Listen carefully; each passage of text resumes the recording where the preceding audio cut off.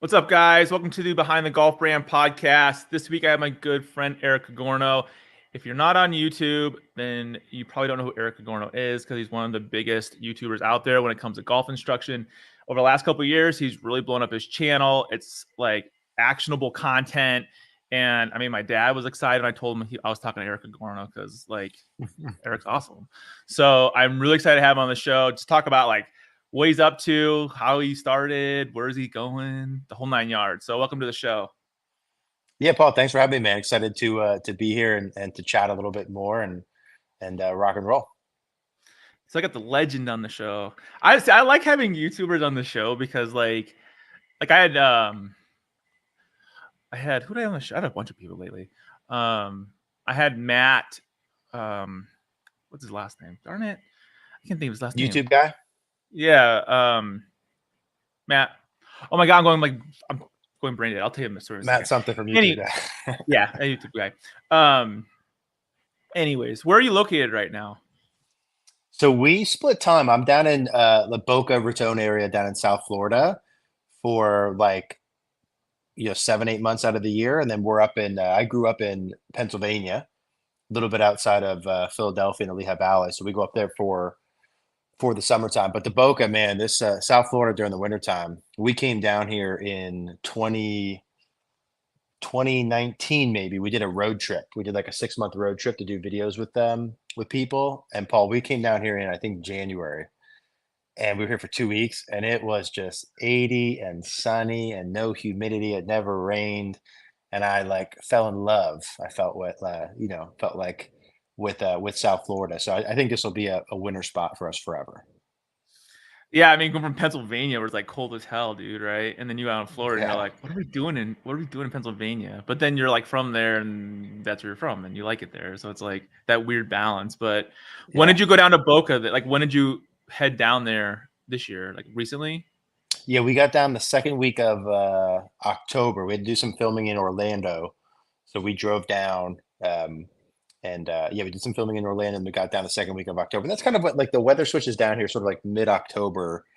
Then it's not so hot because the kicker, the flip side of it being so nice during the winters, it's, as you know, in Phoenix, very hot during the summertime. Yeah, it So there's sucks. 3 or 4 months you don't really want to be down here. It's so hot, dude. It's so humid there. It's Ugh. brutal. Exactly. The humidity.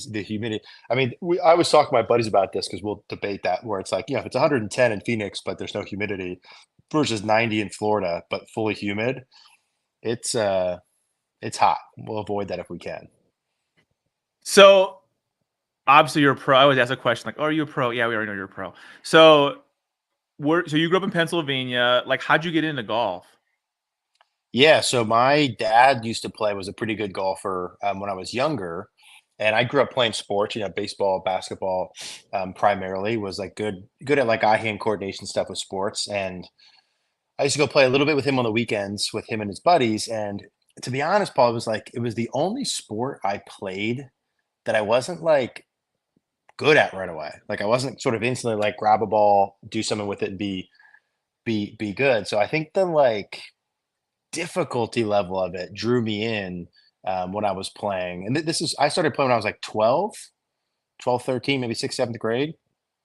And by the time I was in ninth grade, I stopped playing all other sports because I was so obsessed with golf, which growing up I would have never thought. Like I love playing baseball and basketball and different sports. So by the time I was ninth grade, I was like, all right, I'm going to focus full time on golf. I was a decent high school player. I wasn't like anything to write home about. I went and played at a small school, Lehigh University, by where I grew up. So it's a Division 1 school. It's like a small D1 sort of school. And at that point, when I'm in high school and going into college, in my mind, I'm still like, all right, I want to go play on the PGA Tour. Like that was my objective. And it took about 2 weeks of college golf where you play against some people that are decent to be like, holy shit. Like there's these guys out here are so damn good. Like I'm so not good, even right? They're all like they're just a different ball game. yeah. I'm like, I'm not even in the same stratosphere as this kid from Louisville who's like not even a top tier program, who's just wildly better than me. So I think really quickly in college, I was like, um, I'm not even close to being good enough. A, B, I could see the amount of time that would need to be put in to improve to even like have a chance at playing anything. And I wanted to like party and have fun and be in college. And so those things didn't mesh well. So my PGA Tour dreams, which were never really existed, at least in my mind, Lasted like um, 2 weeks. at best, it was a 14-day period there. And then I was in college, and at this point in my whole life, I worked at a golf course from about age maybe illegally from like age 14, 15, 16, 17, all the way through high school, like picking balls in the range. I worked in the restaurant there, starter, carts, the pro shop, the whole 9 yards. Because I needed to be able to play. Like I needed a place to play and practice that didn't Yeah, free cost a golf, gazillion right? dollars. Yeah, Free golf, like free golf. So I'm working at a course through high school. I do well in school. Like I was in like, I did well academically. And so go to Lehigh. And I'm at Lehigh my freshman year in 2008. Is that right? Yeah, 2008. So 2008, obviously things happened with the economy. And so I'm my freshman year of college. I'm going to college thinking I'm going to go play on the PGA Tour in my mind. I find out 2 weeks and I'm not going to go on the PGA Tour. Everything happens with 2008 with the economy going downhill. So like these kids in my recruiting trips at Lehigh were like graduating, going to get MBAs, getting these like really good jobs right out of school, to literally a couple months later, like these guys can't get a job. These are the same guys that I was meeting on my recruiting trip. So, there was a lot that changed in that short period of time. This is a long story, while I'm picking balls in the range, a guy that I meet at the golf course, Paul Viola, who ends up being my golf coach, is giving lessons on the range, and he's teaching this older lady. She's like a 50-something older lady, just trying to kind of hit the ball, make contact. Now I'm picking balls in the range. I think this is like end of fall, but I remember being hot. The range is bumpy. I'm bumping up and down on the range, sweating my butt off. And I'm making like $7 an hour maybe at this point. I pull the cart in on the side and I see Paul give this lesson. And I remember, I'll never forget this. The lady gave him $50 in cash, like exchange $50. And I was like, did you like give her a lesson, whatever? Like, yeah, I did a 30-minute lesson and it was $50. I remember thinking in my head that he just is going to make $100 in cash in 1 hour. I need to work like a whole week after taxes to make that, right? Like $7 an hour. I got to work a whole 8-hour shift to make $50. So that's how I started coaching. I always like I wish the story was more like, I had this big passion to help romantic. You're like, people. And yo, I want to yeah, make some money. it was purely financial. It was absolutely financial. Now it's interesting because it was absolutely financial of like, I'm making $7 an hour. He's making $100 an hour. I'm grinding pickleballs in the range. He's teaching Sally how to get a ball off a tee, right? Like, okay, I can learn how to do that. But as soon as I decided, hey, I'm going to coach to try and make some money here, it turned into this big passion. And then I did want to help people and get really good at teaching. And it was probably the second thing in my life that I wasn't, frankly, good at right away. Like school came easy, sports came easy, friends, girls, whatever. Golfing wasn't easy right off the bat for me, and teaching golf was not easy right off the bat for me. In fact, I'm Really? sure like many coaches, I'm sure they'll tell you the first like those first couple of lessons were brutal. I mean, my first couple of months of teaching, I'm They have a like, lesson plan. You're like, you pull out a piece of paper. You're like, today we're gonna talk about blah blah blah blah oh, blah. because you're insecure, like you don't really know what you're doing. Yeah, you're like a You total imposter syndrome, and you're like, oh, this person's gonna see right totally. through this. So you end up giving them way too much stuff. Like this happens in all new teachers I see. You overwhelm them with stuff. I'm like, listen to me, I'm smart. Here's all this stuff. So, it's brutal for a couple of months. But that first year or two of coaching, being like the same way I wasn't great at golf, I became obsessed with it, turned into a huge passion. I was not great at teaching golf.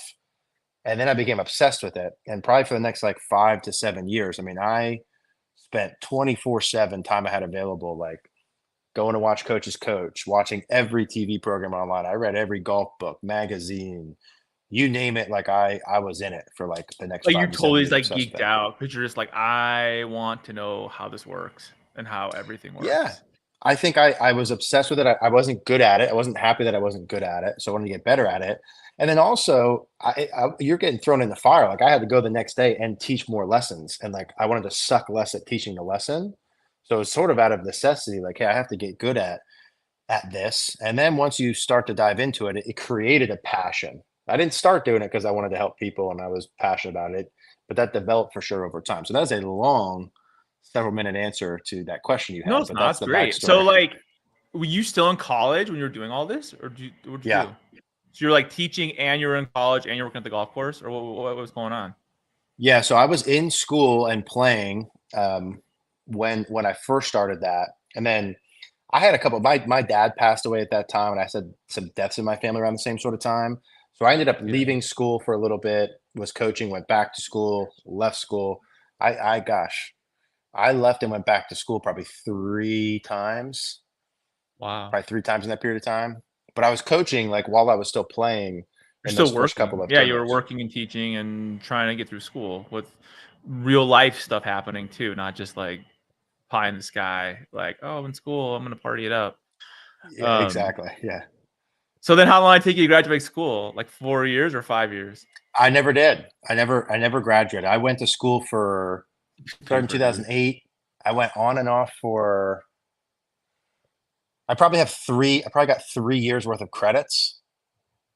So I think by the time I was like all said and done with it. But at this point, again, you fast forward as I'm coaching, like I was probably already at that point doing enough financially. In my mind, it just didn't make sense to like go back and like sit in the classroom sort of thing, Why? where I was Yeah. at. I don't know. I have my opinion on school. I have a lot of it. And I feel like, I don't know. Yeah, It's and school. But it's it's I think like that's not real world, right? So it's like it's all theory, and then it's like you have a piece of paper and you can get a job. Oh, congratulations! But like, what if you don't have a normal job? Like, you don't need a piece of paper to be straight. totally. Um, I wasn't ready for school at that point, Paul. Like I think looking back upon, I wasn't mature enough. I wasn't ready. I wasn't ready for it. I think I could have made a lot of connections there. I think I could have met a lot of people. Like I do think there were some benefits that I could have got during that period of time that I was just immature and didn't take advantage of.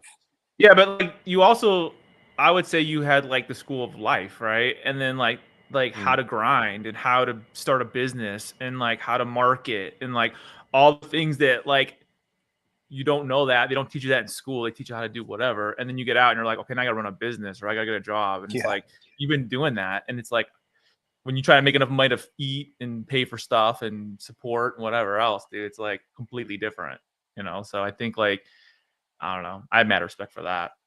So yeah. I appreciate that. I think a good mix of the academic and like real life learning would be like a good mix to have at that age at the same time. so then you were teaching. Have you always so when you were teaching, were you always teaching the same school or the same golf course, or were you going around, or what were you doing? Yeah, Bethlehem Golf Club, which was used to be Bethlehem Uni, which I grew up working at.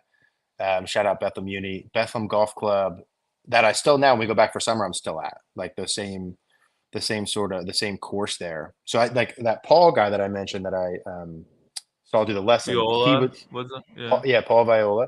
He's still Viola. there. He's the director of golf. He's one of my best friends now.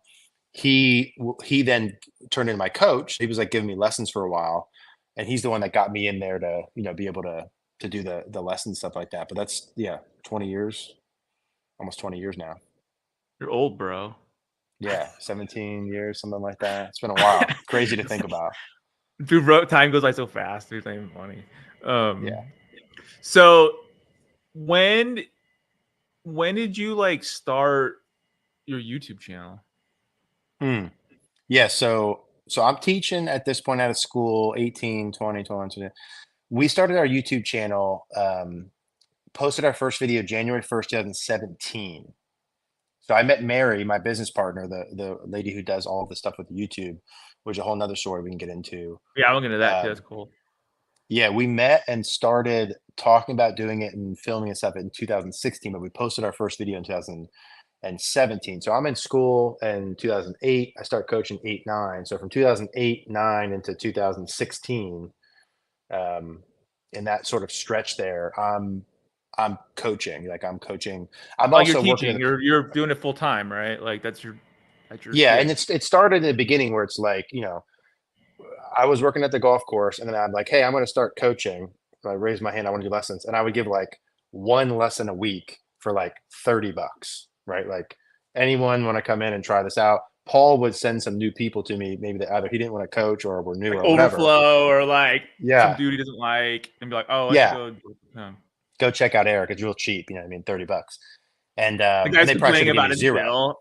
He's like, go with Yeah. It Eric. just, You can't afford me, dude. It's 50 yeah. bucks. He's like, no, Yeah, no, no, for exactly. half hour. Oh, Eric do for hour for 30. I'll go there. 1 hour. Exactly. So I was like, that was a deal, you know? And I could schmooze and talk to people and stuff. So like I think the people had a good time for the hour, but like them actually Were they getting getting better at better golf was though? no, no, no, no, no, no, no, Okay, no, that's no, no. There was no improvement happening at all.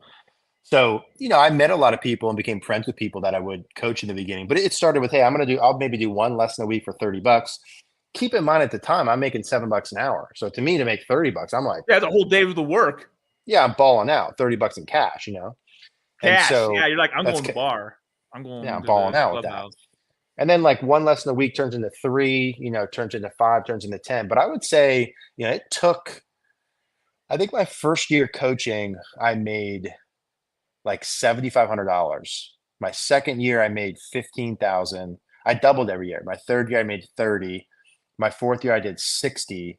And then like my fifth and sixth year, like kind of before we did the YouTube stuff, I think I went 7,500, 15, 30, 60. And then I did made between like 80 and 90 for those couple of years before we did the YouTube. And that was coaching like, you know, pretty full time.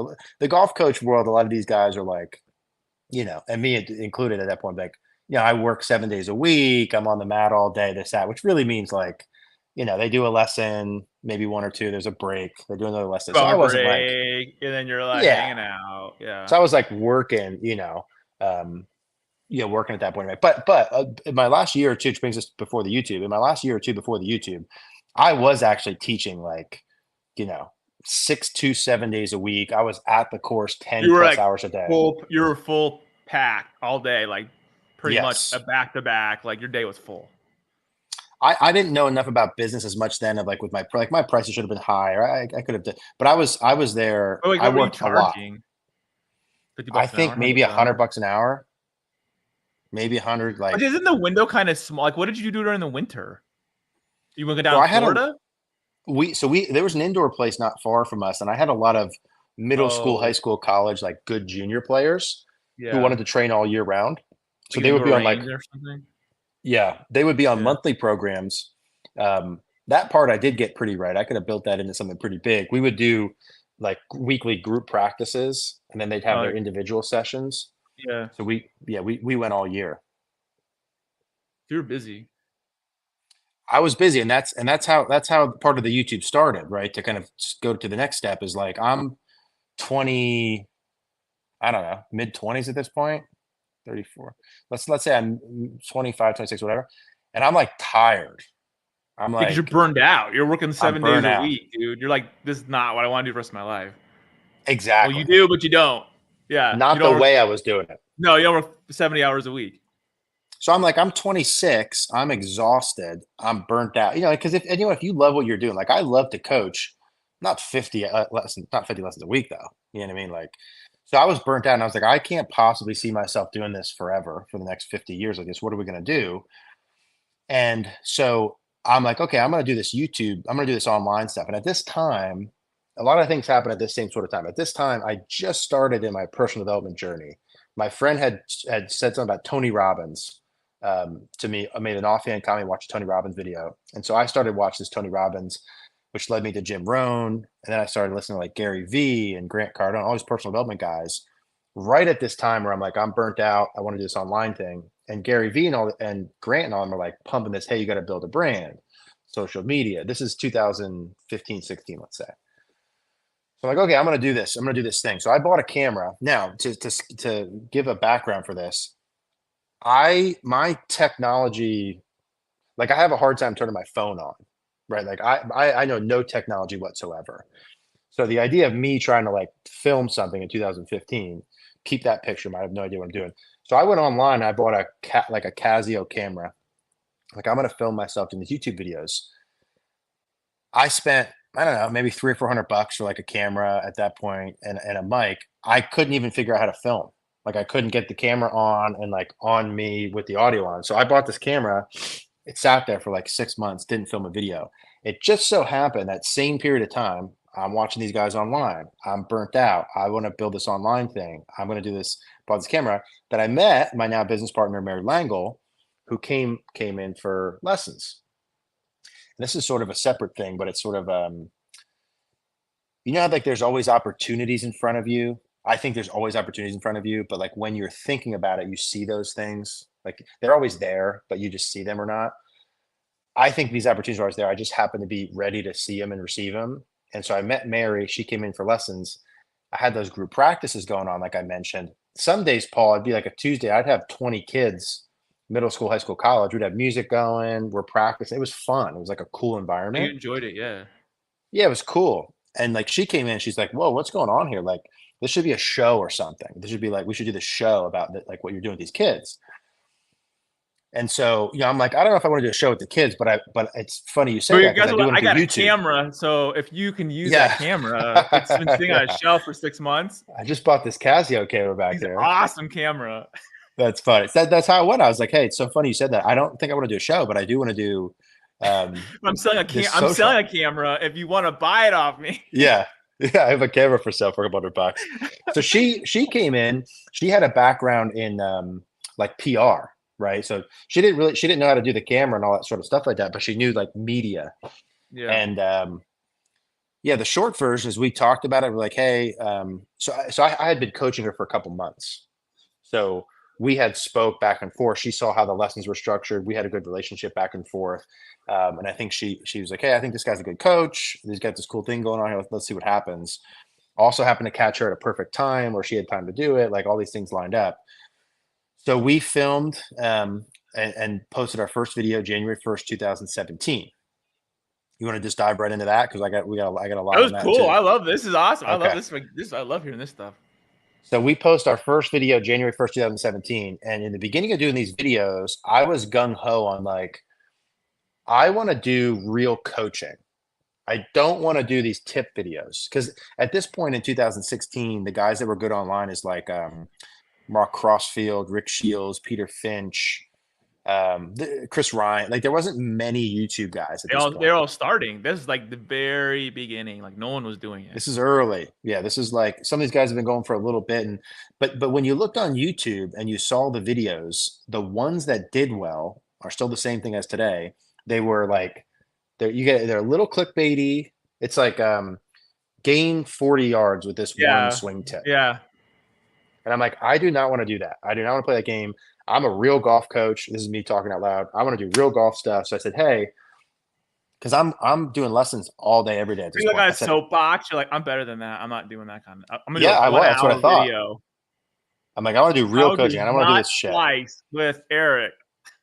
Yeah, that was the mindset back then, right? I didn't know any better.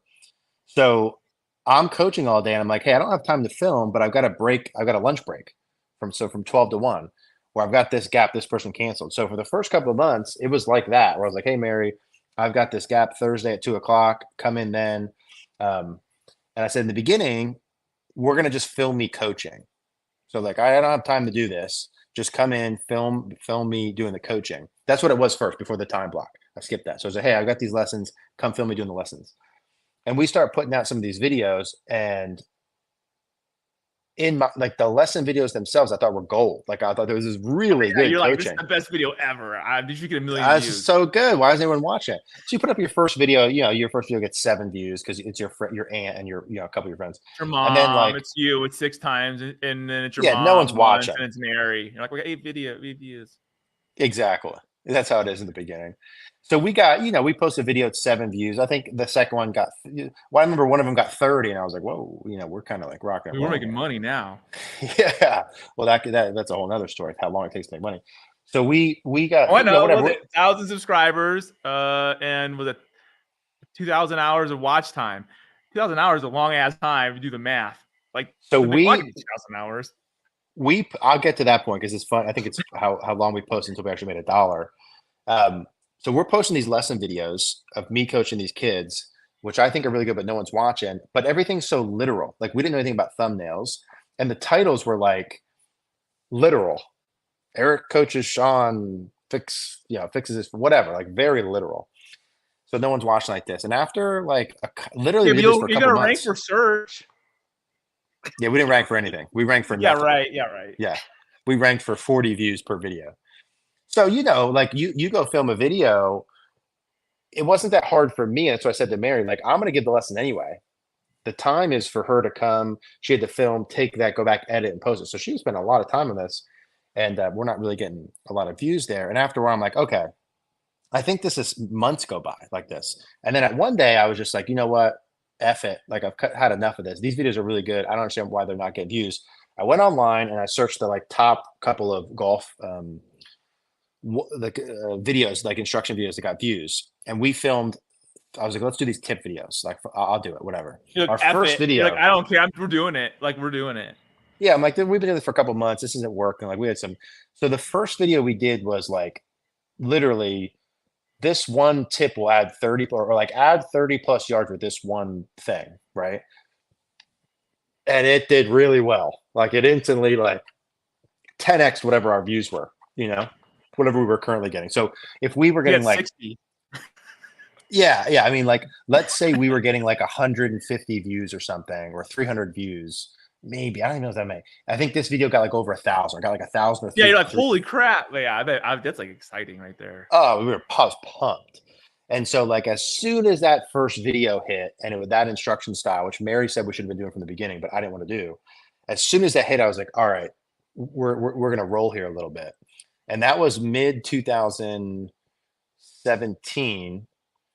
And then literally since then, we've been doing the tip videos. This year we'll finish our 7th year of I'm literally still doing the same thing. It's like a little clickbaity topics and titles people want. Now the content within the video I think is always good and straightforward, but the title and thumbnail, it's like, but you can't. That's the barrier. Like that's like if the title and thumbnail suck, like no one will ever watch that video. It could be the best video ever made. It could be like the best movie ever made. But if the title and thumbnail suck, you'll never get views.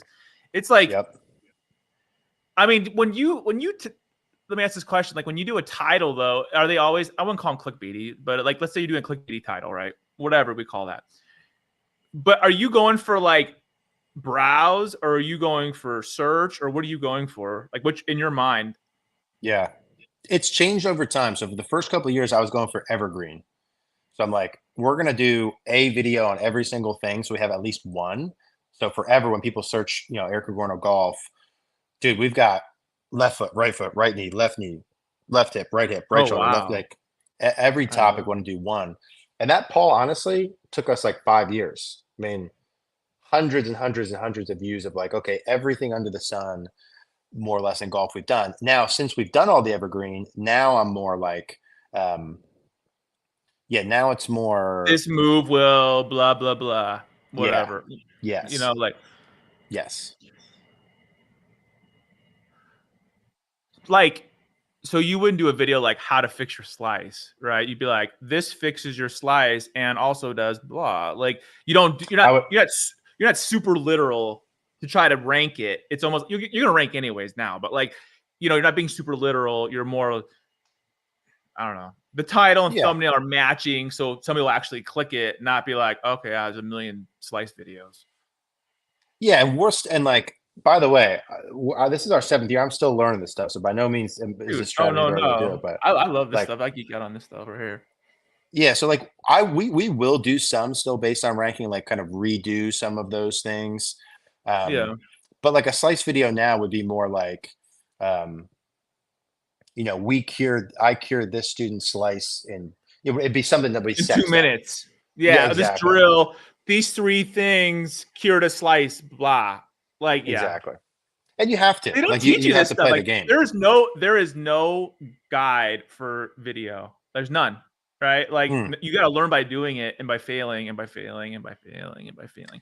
And then you get a little nugget, like the negativity works really well too. Like if you see something like, I have a video that got like, I mean, for me, it's a lot. It's like 50,000 views right now, but like, it's like, the perfect launch monitor has one major problem. I did that last year, right? Mm-hmm. And it was like, that's good. But it's a good one because you're like, that's good.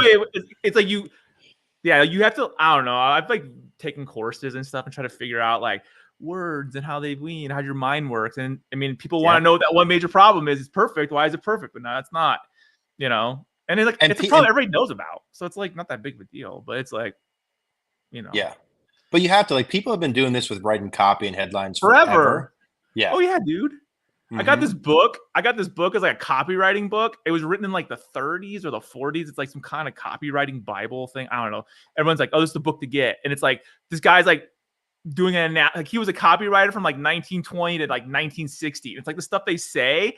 And it's like all of it's the same stuff as today. It's just a different product. You know, it's like, Exactly. you know, eat your crackers or you're going to, you know, whatever they say back then. I don't know. It's crazy. Yeah, it's. I mean, we could probably do a whole hour on like titles and thumbnails and I it's a know. I've deep seen your dive. titles and thumbnails. They work, bro. Like, so Yeah. who does all that? Are you figuring that out, or is Mary? So I usually we typically will film like once a week on Mondays. Like we start the week with the filming. I'll come up on Sundays. I'll spend a couple hours and come up with the topics, the content, and the title, like the title and thumbnail. Like I'll come up with that of what we're gonna do. She will like create the thumbnail and go through the process of tweaking and stuff like that. But I'll come in with like, okay, these are the videos we're gonna do today. We're gonna film these 2 videos. These are the titles. These are the bullet points I'm gonna hit within the video, the things we want to get done. This is how we're gonna intro it. This is how we're gonna Yeah, you close it. script it. You script it out. When you first started, were you scripting your videos? You know what I'm saying? So Or we you just don't. like winging it, teaching it. I'm still winging it. So well, we don't script anything. The only thing we do is like, let's say I was gonna do a slice fix video. Well, high point script. I mean, like you know what you're gonna talk about, not like verbatim, right? Yeah, and I would say I script it to the point where I'm like, in this video, I'm gonna teach how to fix a slice. I'll be like, all right, I'm gonna talk about the face being closed to the path. I'm gonna give them this sort of drill. So I might have those. I'm gonna have 2 bullet points, and then I'll talk for 8 minutes. Yeah, you know About exactly what those you're 2. talking about, but you know, Yeah, like yeah. I know skeletal. what I'm gonna say. Yeah. It's like For sure. skeletal. What's the flow of the video? I guess is the way of saying But it. some people, like Graham Stephan, I used to watch the finance stuff. Like some people will script word for word their whole videos, and they're really good at that. I need to be able to just flow with like a concept. Works better. Well, that's a good thing because you're a real teacher and you know what you're talking about. See, like if you were like, you don't need a bunch of stuff because you're teaching somebody whatever that Yeah. movement is, and so you have to know what you're talking about. You can't just make it up. I mean, you can scale outline it so you have a good flow. You know, in terms of like high points, make sure we talk about these 5 pieces or whatever it might be. But Exactly, for sure. you already know what those are because you know how to teach that thing. So it's kind of like, so then when you film, like how many videos are you doing a week? Just 2? Are you filming 2 or 3 or what are you doing usually? Yeah, our first 5 years, we posted 3 videos per week, every Tuesday, Thursday, Sunday, which is a lot of, I think, what our success was. We were just remarkably consistent. 10 a.m. Tuesday, Thursday, Sunday for 5 years in a row. So like we would have Why to 10 film. a.m.? Is that just a time you picked, or is that what the software is saying? Like that's a good time when your people are online. Yeah, I think half and half. I think it like conveniently we were like, okay, if we do this video and we edit it and post it, we can get it up by 10. Yeah, And there was you're also done a with little it. bit Yeah, of you're like, oh, we got it out there. yeah. I think it was just more of ease, to be honest with you. And now, and we still do the same 10 a.m. Like that's still, but our people are so used to the videos getting posted. Well, they at know the when it's same- coming out. Like you have to be consistent. If like it's the one time you're not consistent, you're gonna lose people because they're gonna be like, and then that's the way the algorithm works too. Because like I was watching this one YouTuber, actually I was talking to him, and he said, like, you know, like if you look in your feed, it's like he said, what? How do you say? He's like, I followed so and I've been following so and so for a long time, but I never see him in my feed, right? And it's because like as soon as you stop watching that dude, it won't show up in your feed anymore. It's like it's like whatever you recently watched, they'll keep you in the feed. But if it's like 6 months go by and I don't look at Eric Cogorno video, I'll never see an Eric Cogorno video on my feed ever. And then I go look up Eric Cogorno. So like people think subscribers mean like, oh yeah, it's like no, it's a vanity metric. Like I mean, it's very true. If you have real subscribers that care about your channel, then they're gonna be watching your stuff all the time. But if they don't, then you're kind of, I don't know. You got to be consistent. Yeah, I don't think the subscribers matter at all. It's like how many views do you get per video? What's the watch time? Bro, it's like how many, I mean, you can look at your analytics. Like you know what percentage are subscribers and which percentage are not subscribers that watch your stuff. And it's like 97% are not subscribed to your channel. And it's like even the biggest YouTubers have that. So it is what it is. It is what it is. It is what you have to be consistent and it has to be good. I don't know. It's like at least you don't learn. You don't learn until you figure out why you're failing, right? Or you want to figure out why you're Yeah.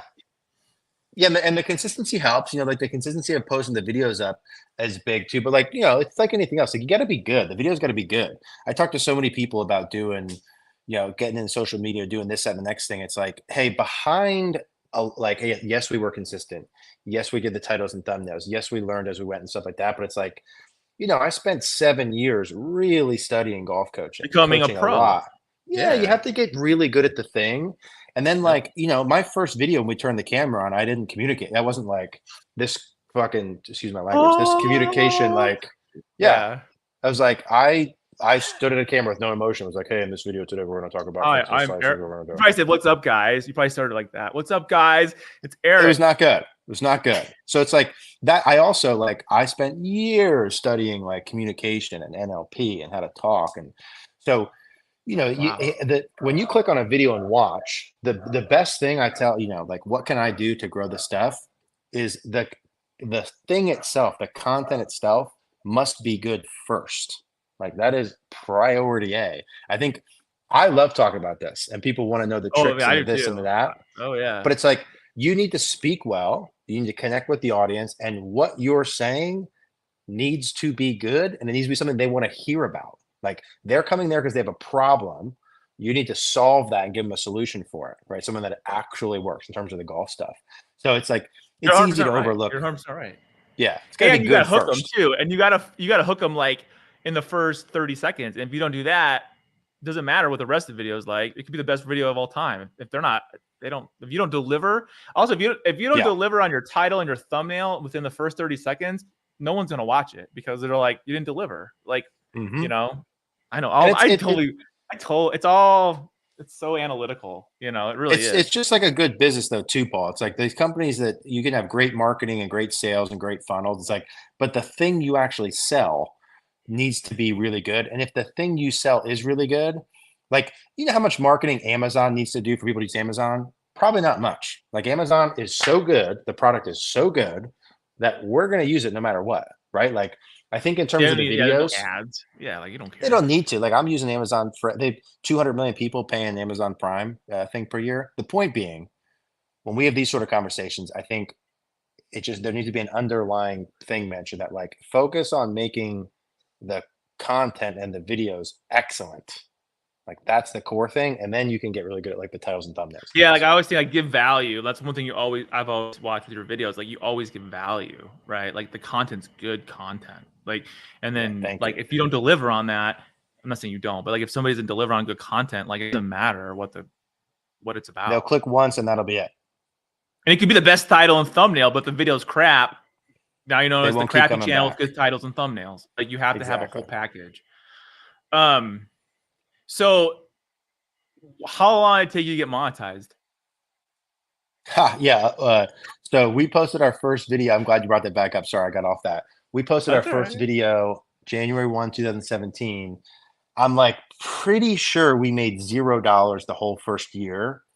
If we made any money in the first 12 months, it was under $1,000. Like it was not much. Oh, I paid for all your time, right? Oh my God. Like you look at the ROI back then, No, it's like obviously negative. it's significantly different now, but oh my gosh, especially in terms of editing. So imagine Mary, 3 videos per week for a year and $0. Now, if you fast forward to year 7 and we've had a full-time editor, we've got staff and stuff like that, it's like your time per money is significantly different. But I think it took a whole year. I think that first year, if we made money, it was a couple $100. And then in year 2, again, it wasn't like we were balling out, but in year 2, we started to get some momentum. I think we had like, a video would get 10,000 views. And I think remember we had our first like 30,000 view video. And like, we started to get the ball rolling there a little bit. And that probably, we made some money in year 2, maybe like 15,000 or something like that. But it also took those first 2 years, because I was also doing YouTube. So let's backtrack. When we first started doing the YouTube channel, part of it was, hey, I can't keep doing this on the range forever. I need to be able to get a bigger audience of people. But my thinking originally was, if I've got a bigger audience, there's more demand, more people want to come see me in person, I can raise my prices. That's probably your That was initial part of it too. thought, right? Like I will be more busy and I'll have more money because I'll be more busy. Not I will be Exactly. a different busy instead of having to Exactly. work all the time. But in the first 2 years, no one came because of YouTube for 2 years. like zero. Not one person came Nobody here. saw you because all your audience was not in Bethlehem, Pennsylvania. They were all over the world. But in year 3, that completely changed. What Once year happened? 3 hit, we started getting more views. The audience started getting bigger. People started flying in. People were traveling in. Literally, like right away in year 3. I think my 3rd year, there was a guy that flew in from Japan to come see me for a day. I also remember Holy I crap. was listening to a thing Jeff Ritter did, and he said he used to do golf schools, and he was trying to figure out how much to charge. And he said in the beginning when he was doing his golf schools, people were paying so much to travel in, to fly in, hotel, whatever. They're paying way more to travel than the actual school itself. And I never forgot that. And I started getting people to come in to travel and see me. And I'm thinking like, holy cow, this person paid this in flight, hotel, whatever. I'm charging them $150 and they paid 800 to get here. You know what I mean? Like that didn't add up like that. So it really helped me sort of raise my price with that. So anyway, once our audience grew in the 3rd year, many more people started to come in. And then my prices went from like 100 an hour to 125 to 150 to 180 to 200 to 225 to 250 to 300, like as my audience grew. So we got direct income from that. But it also, outside of all the business stuff, I also knew I would stand there on the range and I'd be like, I'm with one human for the next 60 minutes. So the most impact I could possibly have here today is on one human. In that same 60 minutes, we could film like 3 videos. And I'm like, if those 3 videos right now are getting at that time maybe 5,000 views per video, I'm like, this 1 hour I could help 15,000 people, 5,000 times 3 videos. So help one person to help 15. So even though all this was money and financially related, there was also the part of like, holy cow, I could Yeah. impact, way more people as we do it. And once that 3rd year hit, we started to like really get into our flow. And then like year 3, 4, 5. Yeah, but then Uh, freaking COVID happened, right? So then it was like rocket ship to the moon. I mean, it like probably really took yeah. off then, right? I mean, it's already And taken off, but then it was like, it went even more. And it was tricky at that time too. It's like we talk about this in 2019, there weren't, yeah, there were some people doing online golf coaching, online schools, but not a lot. I would say less than 10 people were doing any significant online golf coaching, like pay per month subscription things. Literally less than 10. COVID hit, there's 3,000 people on Skillist, like everyone's doing the videos like that. So there's a lot more people golfing, a lot more people willing to do online coaching, but the competition in online golf coaching, 1,000x. So it kind of like, kind of evened out a little bit, I think. it's so funny because I had Matt Fryer on the show and he was telling me because like I didn't know any of this, but like he said, like all those guys all taught together at the same school in England. Like, Mm-hmm. and Rick Shields like started his channel and like was helping him with his channel. Like they're all these guys know each other, all friends, right? And he's like, but the same thing you're saying to me is the same thing he told me. He's like, we all did that to get more clients. Like that was our way of marketing because how else were we going to market? We didn't think it would turn into what it's become. I'm like, that's Totally. crazy. It's so cool. But then so when did you start your website to do like the reviewing and all that stuff? Same time? 2018, end of 2018. End of So like it 2018. was So another way to monetize, right? Because you're like, well, then people can have me view their stuff Mhm. and give them coaching online. Yeah, and it's always, again, it's like just being totally honest about it. Like a lot of these things were financially driven as well. Like on one hand, I'm like, okay, so on one hand, I'm thinking some of these guys would pay a lot. They'd fly in, get a hotel, and come see me for like 2 hours. And that would cost, I don't know, hundreds of dollars, $1,000. I'm like, hey, if you just took a video of your swing and emailed it to me, we could get 80% of this done for like $50. Like we could, so the And financial like, thing too, oh, I'm and like, you watch the video, you spend 15 minutes on it or 10 minutes. You're like, hey, it's easy. Like, I'll help you yeah. all day long. And you could, nothing's as good as in person, but you could get like, Oh. relatively close. So that was part of it. I'm like, hey, instead of you paying me $800, you can pay 50, we can get almost the same thing done. That was part of it. And the other part of it was, again, these things sort of, for me, have always lined up timing wise. I'm doing this personal development. I'm big into personal development. And in this personal development journey, I'm listening to these guys, Grant Cardone, Gary Vee, and Jim Rohn. And at that point, one of these goal setting things I did was about like how to create your dream life. So this goal setting workshop where you have to like write down, like, what would you want your life to look like in 10 years? Write it all down, create financial freedom. And so I wrote down some of the numbers I would have to hit financially to be able to get all the things that I wrote down on that list. and I was making, this amount, and that required this amount. And I start to do some math, and I'm like, I don't have enough hours in the day to teach 1 hour lessons to make this amount of money that I want to make. Literally impossible. So like, how could I make that? Like, if there was no logistics, just don't even worry about how you get it. It's like, how is there someone who makes that, and how do they do it? And the only thing that I could do would be like, okay, if people paid a monthly recurring subscription, if I could get X amount of people paying X amount of dollars per month, it's possible to make that amount of money. It was the only thing I couldn't do with golf schools. There was no other way in my mind at that Enough point. hours in the day. There was only one of you, so it's like It was subscriptions or nothing. It was monthly recurring revenues or nothing.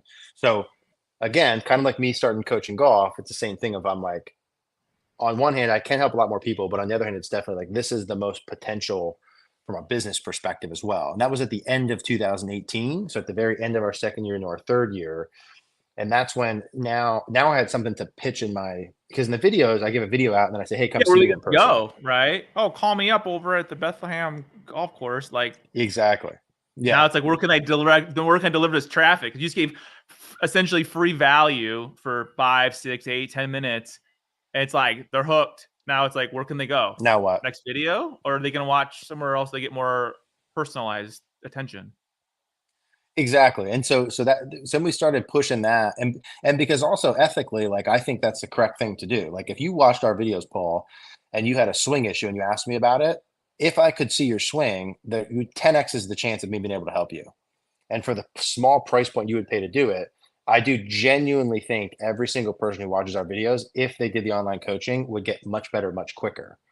So I Yeah, because also they're felt a getting little bit direct of a, attention. Yeah, like I mean, you're yeah. getting a bunch of free stuff, but that's the tip of the iceberg. Like if it's about the person at that point. Like what can we really do Mhm. to fix you? Like yeah, you know how to fix it, right? Whatever that issue is, but like maybe you don't have that problem, dude. Maybe it's some other Exactly. problem. Exactly. So So like yeah, that's kind of how the site came about. that's crazy. So like when did you like hit your 100,000? You have a silver plaque, don't you, Mm. somewhere maybe in your house? Yeah, Mary probably has it. Oh, She's been much more responsible for like the back end YouTube success. Like for a lot of years, it's I like, hey, we're gonna film at 1 o'clock. I show up, we film, we go, and that's what I was. So that's she cool. did a lot of the legwork. I would say I mean, we have. I don't even know what we have now. You Maybe like 300,000 now? You're at a lot. I think something about that. Yeah. So it was a couple of years ago we got the 100, but I remember when we got that. That was a big to do for us for sure. Yeah, it's like the big numbers, right? First 1,000, first Hmm. 10,000, next 25. Like it's these big milestone numbers that are like, it's hard to get subscribers. I don't think people understand that. Like people might love watching your stuff, but they're not going to subscribe because they don't even know how to subscribe. They're like, what's subscribe? I I just don't want to watch it subscribe for to free. stuff. Yeah. I only subscribe to Yeah. stuff when I want to remember the person and I like their stuff. You know what I mean? Like I don't just go subscribe to everybody because I'm like, Yeah, that's why I stopped asking. I used to pitch it in all the videos, like, subscribe, etc. Maybe we would do better if I still did.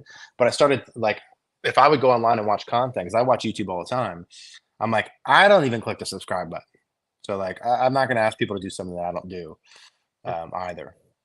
so I was introduced to Eric from Brixton from Performance Golf, and so like, how did you guys like meet each other, and like, how did you? Because you're doing stuff with them now, you're making content with them, aren't you? Yeah. So Brixton grew up in Pennsylvania, not far from where I was in Lancaster. Never knew each other growing up, but we were similar age ranges, and he was close to That's here. cool. So he had got lessons growing up from coaches in Pennsylvania that I became friends with as I got older and kind of got in that community and was studying, going to seminars and events. He starts this online coaching thing, Performance Golf, and he needs people to be in videos in the beginning. So he hires his former golf coaches that he knew in Pennsylvania to do videos. Bob Kramer was the one that I was friends with. And he's doing videos with Bob, and Bob and I were friends because we went to these seminars together. He said, hey, Brixton, you should contact this Eric guy. He's doing these videos. He's a young coach, so on and so forth. And so just super lucky, Brixton sent an email over, hey, I'm looking to do these videos, whatever, so on and so forth. And I remember in the beginning, I was like, no, I don't want to do that. He was like, hey, come down to Orlando, come down to Florida. We'll film for a full day. We'll do these videos, whatever. I'm like, I don't really care about this, whatever. Mary convinced me to do it. She kind of talked me into going down for the day to do it. Thank the good Lord that she did that. This is probably 2015, 18-ish the same way. And what a great relationship it's been since then. Performance golf and Bricks in particular, like when we first started, it was like him and 2 or 3 other people, very small team. Yeah, They've got like hundreds of, I mean, they're crushing it now. they're crushing They it. sell, yeah, online digital products was the main thing. Now they're doing training aids and physical clubs and stuff like that. They're crushing And it. so it's been really cool to work with them and create content with them that they can utilize the team they have and get it to a lot of golfers. So yeah, it's been awesome. And I honestly think they've grown so much since we started, and we're at this point here now. I think they're going to keep growing a ton over the next like 3, 4, 5 years. So I really think we're just kind of getting started, which is exciting. Yeah, I had Bricks on the show, and I was telling him, I'm like, everyone was saying like, oh, when Revolution Golf went away, they're like, oh, we're going to be the next Revolution. I've heard so many people say that, and I'm like, bro, you're the only person to even come close, like that, like you're actually doing it, right? Like you're crushing it, right? And like everyone says all talk, like like just crushing it, and it's like so cool. Yeah, I mean, very impressive. Right on that. Very, very impressive. There's very few. I don't know of any other brand who's doing it as well as them. Honest to God. There's not even in that space. I'm talking about anywhere in the industry, like anything, product. I don't care. Like it's crazy. And they're just catching their like stride in some areas where it's like, I think they're going to keep doubling. Like I think the next 5 years, performance golf is going to turn into something pretty crazy. Yeah, totally. I think it definitely like fills the need too that like, there wasn't anything there in the industry. Like it's there's a lot of free content, right? But not like not like what they're doing, like where it's like the full package, like you don't have to. Yeah, and with products too. I mean, it's pretty cool. It's awesome. I'm really looking forward that now they're getting into some of the clubs and doing clubs and stuff too, which I tested some of them, which I think are really good. And he's given me so many cool opportunities. Like I went to places and met people I would have never met and been and done and seen because of Mary, and then because of performance golf. So yeah, that's exciting. I mean, I think if you put aside like the golf channel itself, and then you're looking at like other brands in that industry and people who are doing stuff, performance golf is stands alone. Oh yeah, it's on its own pedestal, really. And if you think about it, Golf Channel's been around forever, and they bought Revolution Golf, and then what happened? Nothing, right? So like, it's like, I think it's cool. I really think it's cool. So then, what are you doing? So, how many videos are you doing a week right now? Still doing 3 a week? Or are you slowing down to that? We pulled it back a little bit. We so one of the Danny Maud. Yeah. So I did a call with Danny Maud. I know who he is. I mean, yeah. Yeah, you know his name and stuff. He Yeah, crushes like on YouTube. Subs. Yeah, and I talked with him one day, and we did a call. We ended up talking for like 3 hours. I remember I was in a parking lot getting my car serviced. We ended up talking like 3 hours, all things YouTube, so on and so forth. And he was posting once a week. We were posting 3 times a week. And we talked back and forth strategy, so on and so forth. He kept he said to me, he kept telling me like, hey, I think if you posted less, the videos would do better. Why? And we were always well, I think part of it too is with the way YouTube works. My whole thing is like being disciplined and like post the video, do the thing, keep posting the video, do the thing.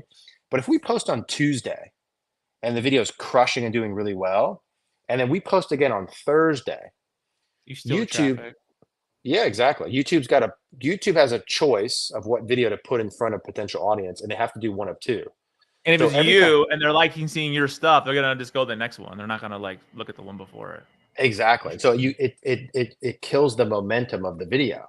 And so looking back upon it now, I'm like, oh my gosh, like there's so many of these we should have let ride. So we did a little experiment in April this year. We had a video that really did well for the first 2 days. Hey, let's let this thing ride for a little bit. We're gonna skip the next Thursday post. The video kept going like this. I said, let's keep it going. Let's skip the Sunday post. Kept going like this. And when you look at the views, the watch time, and the AdSense, it did 3 or 4 times better than if we would have just kept posting new videos, meaning the total watch time, views, and AdSense of that one video. Yes, because it was going this way. So if you get like a 1 out of 10 video for us. Yeah, I think that's every YouTuber's goal. Every time they make a new video, so they want to make a 1 out of 10, which is not easy to do. Posting less frequently. So YouTube doesn't have, they're going to keep pushing that first video in front of people. And it compounds. If you got a video that's doing really well and then you keep letting it go and the views keep going, the watching views, whatever, then they're going to look on that and say, oh, wow, that video has 230,000 views and it was posted a week ago. Okay, I'm going to watch that.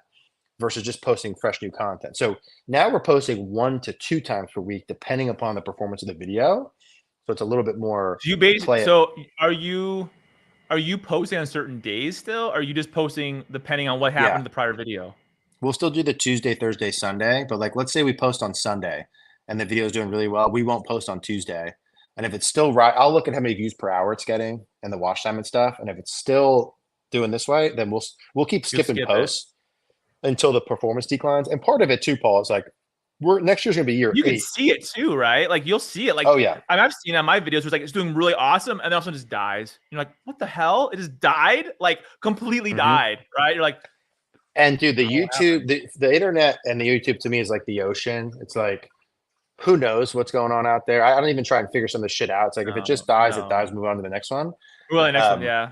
Rinse, repeat. Yeah, move on to the next one. But we're also going into year 8. Like I can't do golf videos forever. There's a time period on like how long we're going to do this whole thing.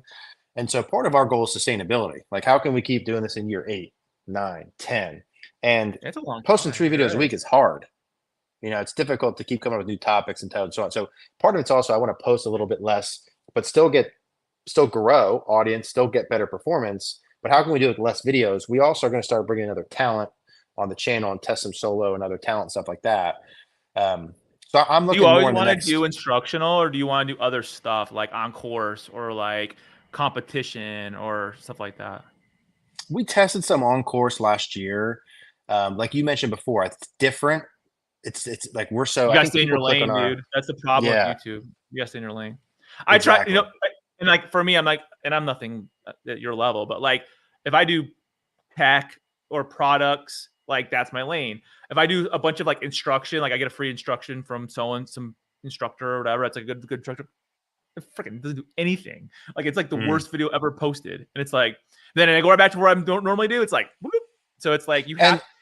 It's and to that point, it's like you get it though, right? It's like people click on our videos because they're looking for a certain thing. Like for me, people want to fix their swing. They're looking for a solution to a swing issue and frustration. That's like if I click on the weather channel and I get sports stuff, or I click on sports stuff and I get news. I click on news and I get weather. Like when I click on weather, I want weather. When people click on you, if they want the technology, that's what they want. Or whatever, products. They don't want me getting a lesson. Yeah. That's the lesson they want. They don't go see Eric because Eric knows, it's, I mean, you know why? I mean, it makes sense to YouTube too, right? They want to keep people on the platform. And if they're not happy with what they're watching, or like they're going to leave and they're going to watch somewhere else. So it's like, I mean, it all makes sense. Totally. Would you ever start a second channel or no? You know what I'm saying? Like Eric Cogorno on course or something. I don't know. We thought about it, Paul. We did a bunch of on course this past year, and it was a good learning lesson for me too. Of like, it took so much time.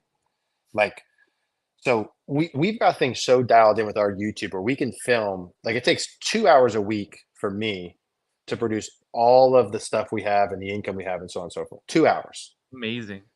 So now we've got Mary, we've got a full-time editor, I have a full-time assistant. Like me personally, 2 hours. Yeah. If we go do an on course video.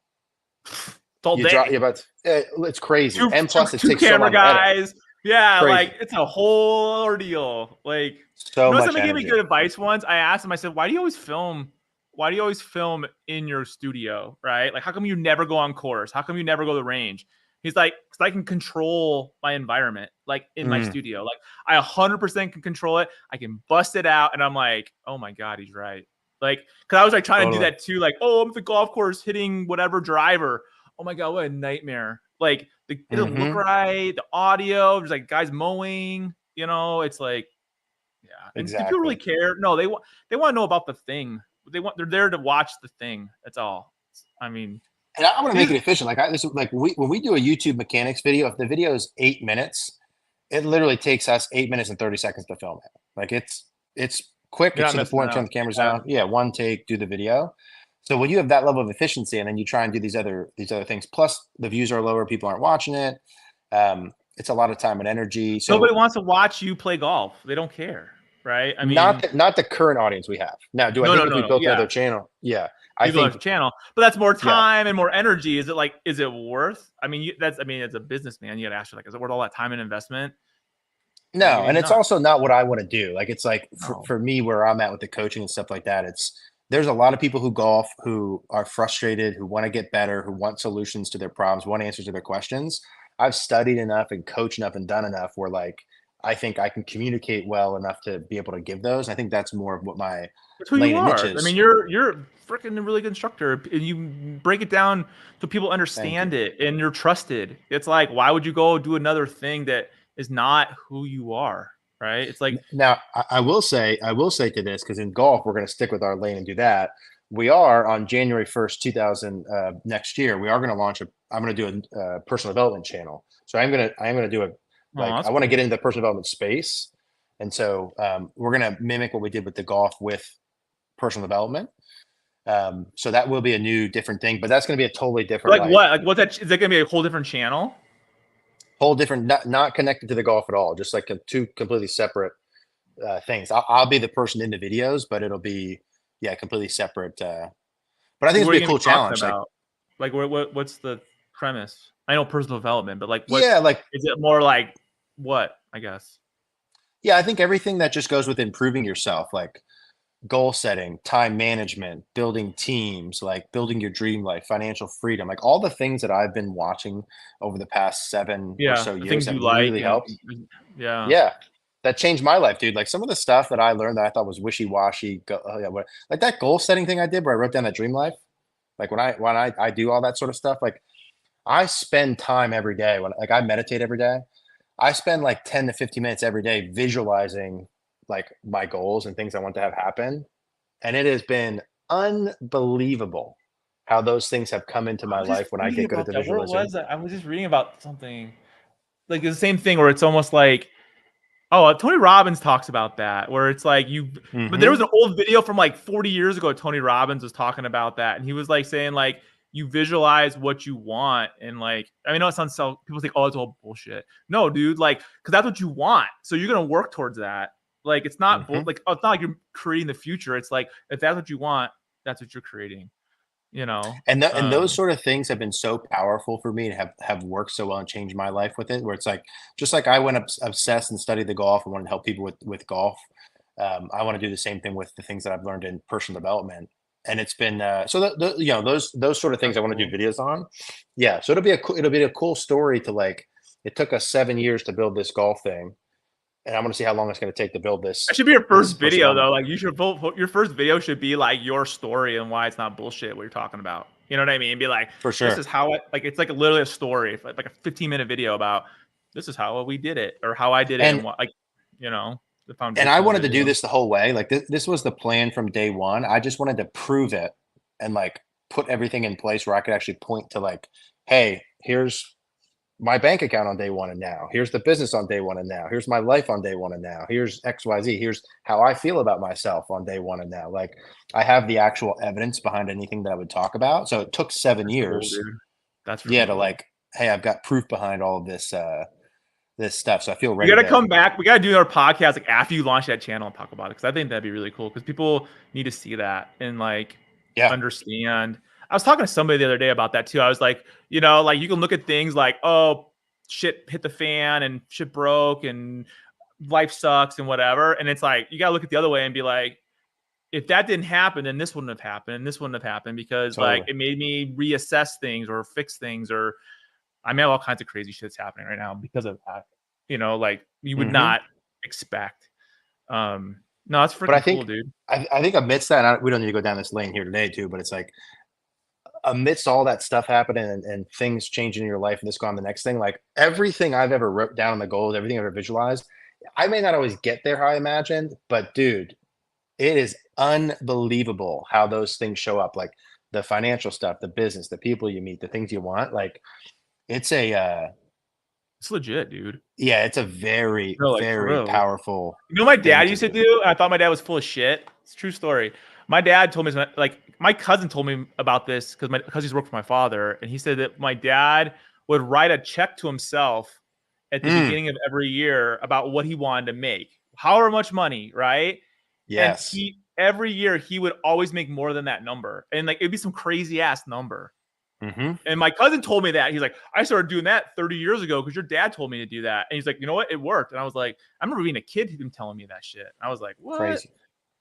I mean, I don't know what. Yeah, I think it's like you manifest it, right? Like Yeah, if you and you want, start thinking like I said before, where I said the dream life thing, where I was making this amount, and I said, "Hey, my dream life's going to cost this."